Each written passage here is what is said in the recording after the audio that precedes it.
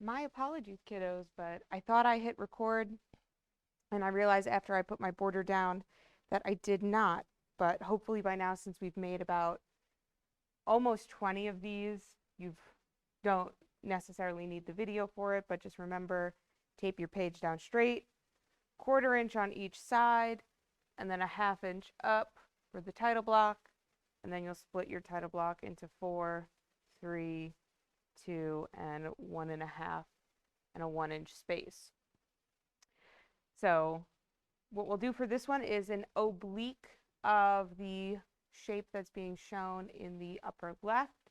This time I'll do a cavalier oblique, which means I'm going to go back the full depth.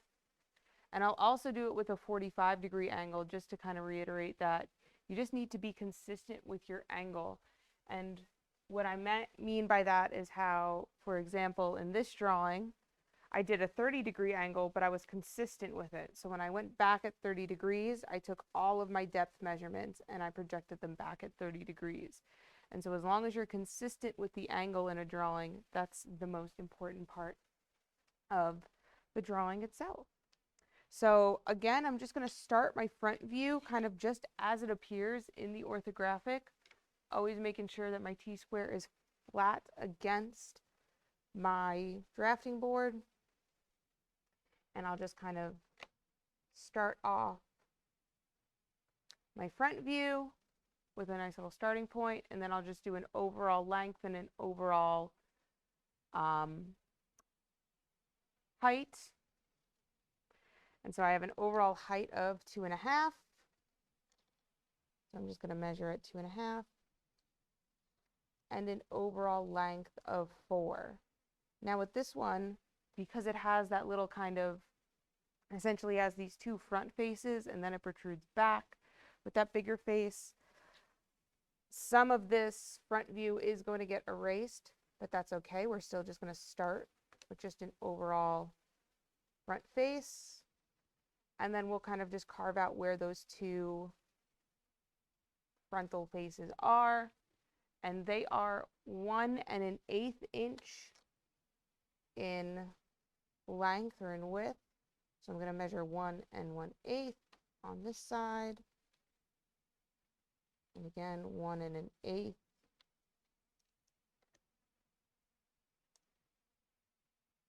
And put my lines there. Erase some of my guide work. And now I'll start to project back for my depth. So pretty much everywhere I have one of these vertical lines, I'm going to project just a line back. And I'm just going to do guideline, guideline, guideline, guideline, guideline, and you guessed it, guideline. So now that I have those guides, I'm going to just take a measurement on one of them of what my overall depth is. And in this one, it shows it in the top view. So I have an overall depth of 1.5. So on any one of them, it doesn't matter. I typically will do it in the side view though. I'm just going to measure 1.5 inch. Draw a line straight up. And then where it touches, I'll project straight back. So now I have my overall depth.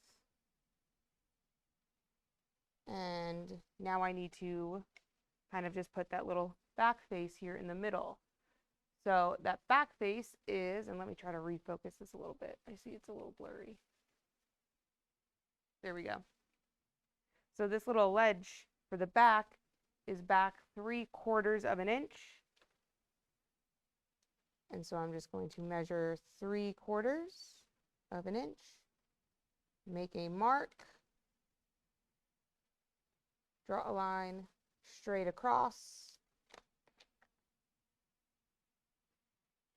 and project that down,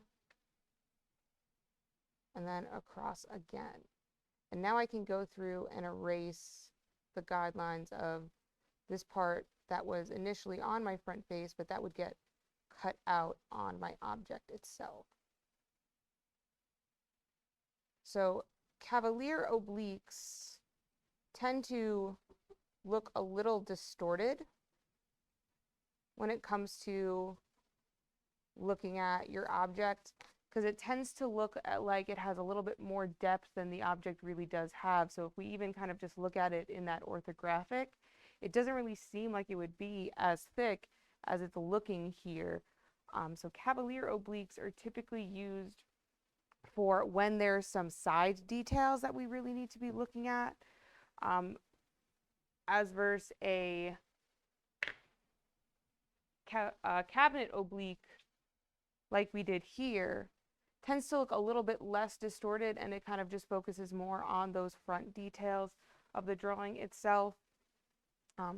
And that distortion can also come into play a little bit of the angle that you use. So for example, in this one we did an angle of 30 degrees, and in this one I did an angle of 45. So it looks a little bit more distorted, but still this is a correct cavalier oblique of this shape. And now we'll fill in the title block. So this one I believe is called the slide, if I'm not mistaken. If I am, please write the actual name of the block and not whatever I'm writing here if it's not called slide. And then you'll put your own name,